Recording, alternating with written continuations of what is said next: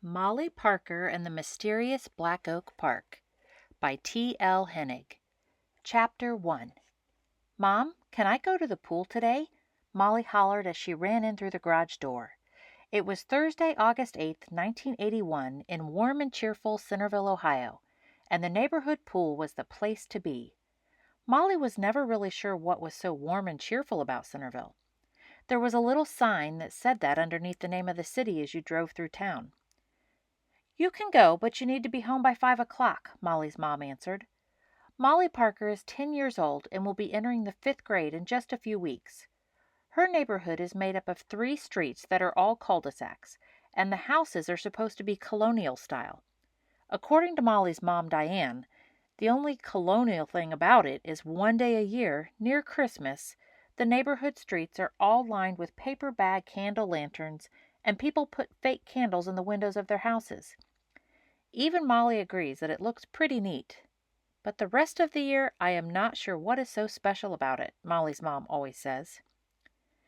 Molly's cul-de-sac was called Streamside Drive, which she thought was rather curious since the only stream they were near was the dried-out creek bed at the park. She often imagined that there was a much bigger stream deep in the woods, and how fun it would be for her and her friends to take a raft and go exploring, and hopefully even get to ride a few creek rapids. At the end of the main street in Molly's small neighborhood, Braywood Drive, there is a narrow sidewalk between 2 of the houses that leads to a path through Black Oak Park. The upper part of the trail is wooded, then it leads downhill to a clearing with a small field to either side. Past the clearing on one side is a neighborhood street. On the other side is a grassy area surrounded by a thick woods that separates the back of the pool from Molly's neighborhood. There is a small bridge that goes over the dried creek bed. Then the trail turns into a gravel road that goes back up a hill. Once you get to the top of the hill, you are in the neighborhood of Black Oak, and the swim club is to the right. Molly isn't sure exactly how far back the woods goes because she has never really explored, but it is something she always dreamed about, big adventures in those woods. According to Molly, Black Oak is the neighborhood to live in. Many of the kids from her school live there. Plus, they have the neighborhood swimming pool. Molly and her sister Missy are allowed to go by themselves through the park to the pool.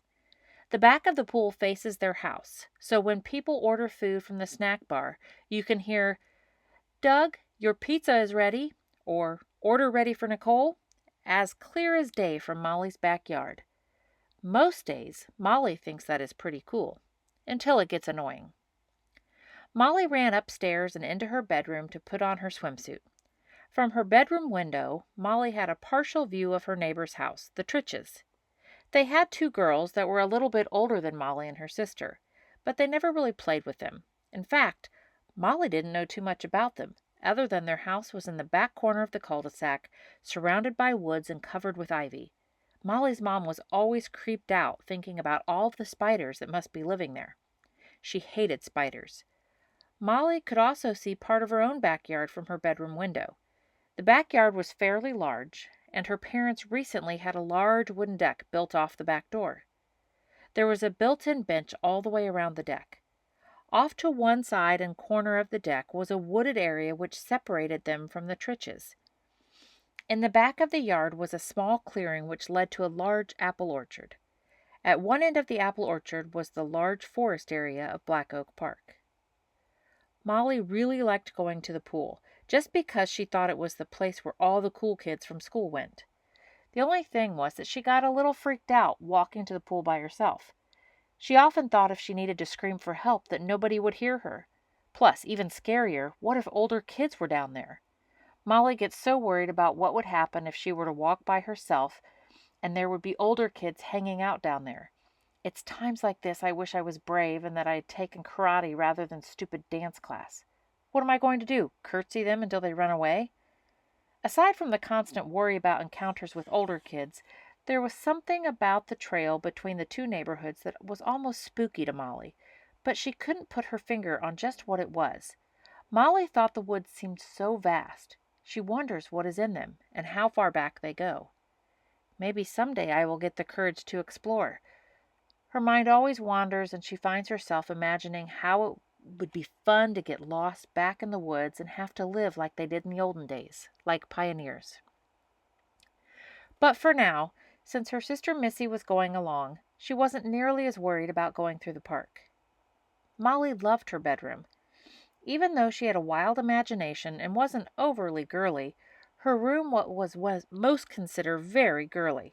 She had a pink canopy bed, and two of her bedroom walls were covered with pink and green floral wallpaper with little white dots throughout. Then one of the other walls was painted pink, and the other green. Her carpet was green like a well-manicured golf putting green. To Molly, her room was perfectly preppy, which is exactly what she was going for. She quickly put her swimsuit on with a pair of shorts and a shirt on top and ran back downstairs.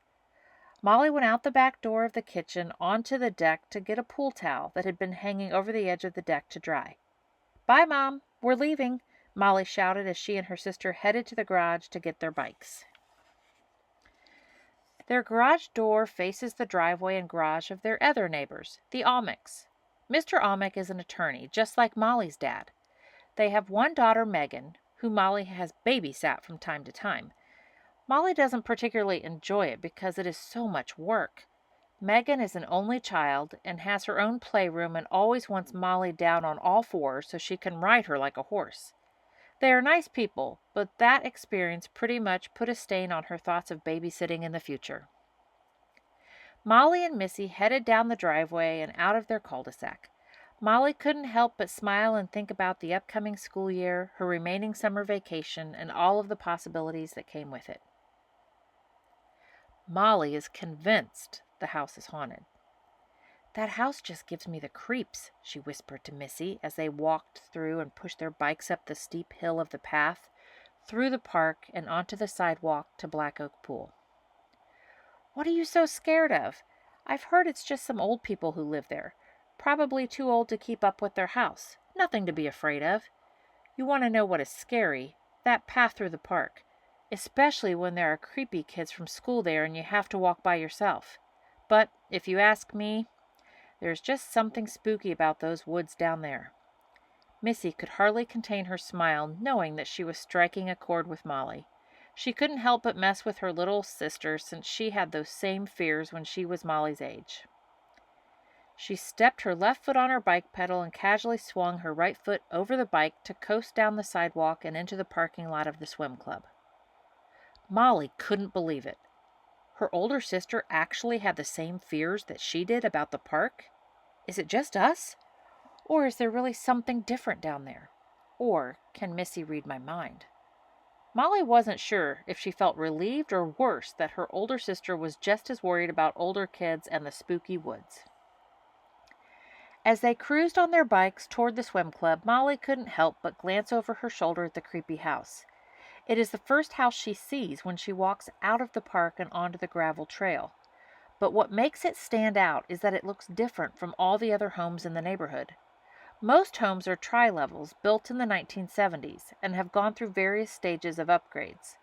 But the creepy house is larger, has 2 stories, and seemingly endless nooks and crannies. Plus, the outside doesn't look like it has ever been updated, nor the yard kept up. As Molly's mom would say, it sticks out like a sore thumb. Even though Molly hasn't seen anyone living there, she is convinced the house is haunted. Missy handed the pool attendant their passes, and the girls proceeded into the pool area. "Mom gave us $2 each for snacks. Let me know when you want to order. We have to leave by the second break." "Look, there's Will." Molly turned her head in the direction that Missy was looking to see Will Trenton, her best friend, walking toward her. He was carrying a tray of nachos and had a glob of cheese on his chin, but he didn't seem to notice. "Hey, Molly, want to come check out a giant ant pile I found?" "Sure, but, you have a big glob of cheese on your face," Molly said as she pointed to her own chin to show him where to wipe. Will wiped his chin with the back of his hand, then licked the cheese off of his hand.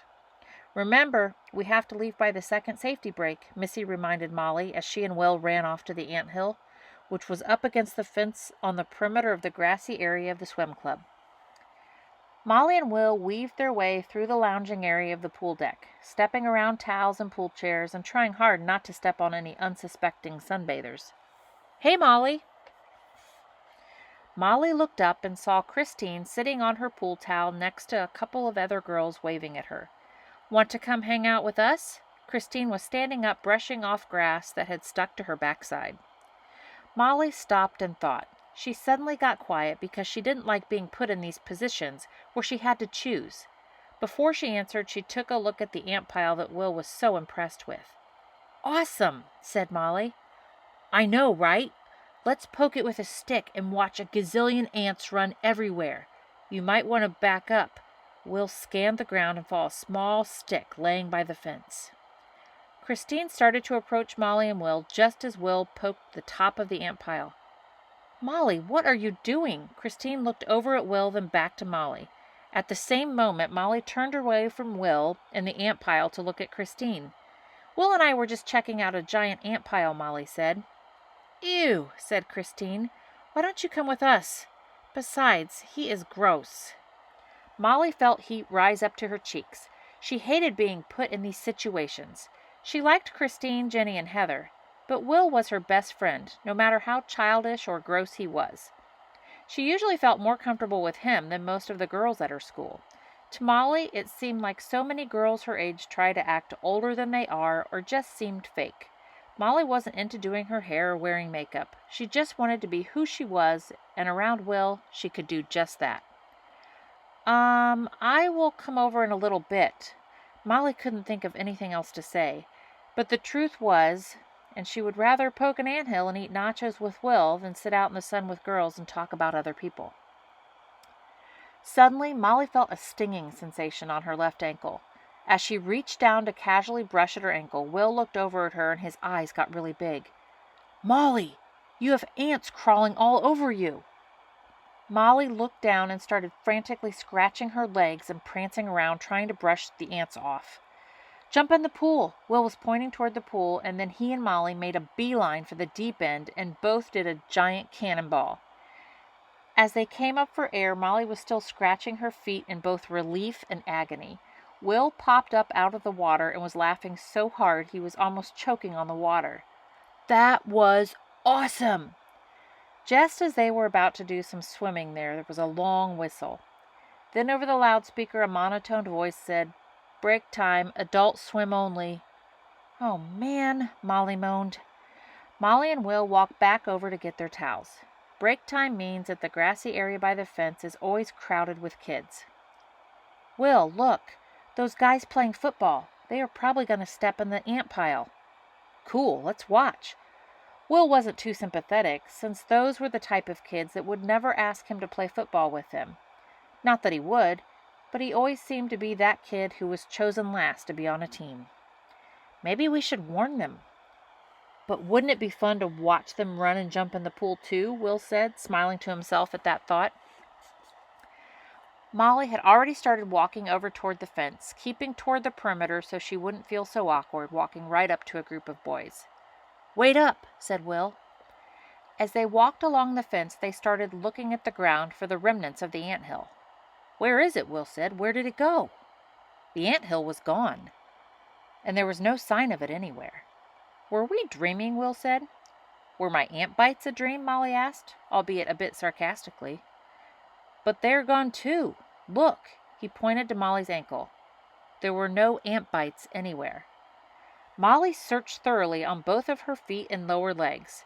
Where there were at least a dozen ant bites moments ago, there was now nothing.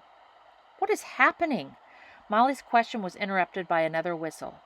"Break's over," said Will. "Come on, let's go jump in again." That was a bird whistle, not the pool. "Look at that bird on the fence, Will. It's as if he's staring at us." Perched on top of the chain-link fence was a single black bird. Just as Will and Molly looked at it, the bird let out a peculiar chirp, seemed to give a slight nod, and flew away. "That was weird," said Will. As they both contemplated the peculiar black bird, another long whistle blew, indicating the adult swim break was over. "Come on, Will, let's go swim before the last break." Just as Molly and Will were heading back toward the pool, they ran into their friend Joanna. Her naturally curly blonde hair was half dried from the sun, and she had her towel under her arm as if she was getting ready to leave. "Hey, I didn't know you guys were here." "Hey, Joe, I haven't been here that long. Just came before the last break with my sister, and Will was already here. Are you leaving?" "We had the coolest thing ever happen," Will told Joanna before she could answer Molly. "Yeah, it was so creepy," Molly continued. "Will and I found a giant ant pile over by the fence. We poked it with a stick, and ants went everywhere. They were biting my leg. We had to run into the pool to get them off. Then, when we went back, the ants in the pile were gone, and so were the bites on my leg. And there was this creepy blackbird that was staring at us, and it looked like he was trying to tell us something," Will said. "You guys are making this up," Joanna said. "No, we swear it's the truth," they both said in unison. "Molly, we have to go," yelled Missy. "I'll walk back with you and your sister," said Joanna. They lived in the same neighborhood, just on different streets. "Hey guys, want to check out the area on the other side of the fence? You know, where that weird bird was looking at us?" asked Will. "Come on, you guys, you aren't fooling me. There's no such thing as disappearing ants, or ant bites. A weird bird? Maybe I'll give you that," Joanna said as she rolled her eyes. "But Molly, I thought you were afraid of birds." "Okay, well, yeah, I kind of am, but this one is different, Joanna. You have to come. I swear we aren't making this up," said Molly. "But it will have to be tomorrow afternoon," Molly continued. "My mom wants me to help her set up for our garage sale." "Awesome. I'm going to pack my backpack with some supplies," Will said excitedly as he headed back toward his belongings at the pool. "See you tomorrow." Molly and Joanna just looked at Will, then each other, and laughed. Only Will would pack a backpack to explore the woods in the park. "Come on, Joe. I have to leave now. If you're coming with me, you'll have to run. Missy and I rode our bikes," Molly laughed. "I'll race you." Missy and Molly walked into their house through the backyard. They stopped to hang their towels on the deck to dry. They could still hear the sounds of the pool speaker clearly. As Molly was putting her towel over the deck railing, something caught her attention out of the corner of her eye. There was something small and dark moving in the woods behind her house. It was a black bird. It was perched on a branch, and as Molly noticed it, it flew toward a branch even closer and just seemed to stare at Molly. She looked around to see if anyone else saw the bird, but Missy had already gone inside. Then the bird gave a peculiar chirp, a slight nod, and flew off. It was the same bird. Molly just knew it. Just wait until I tell Will and Joanna.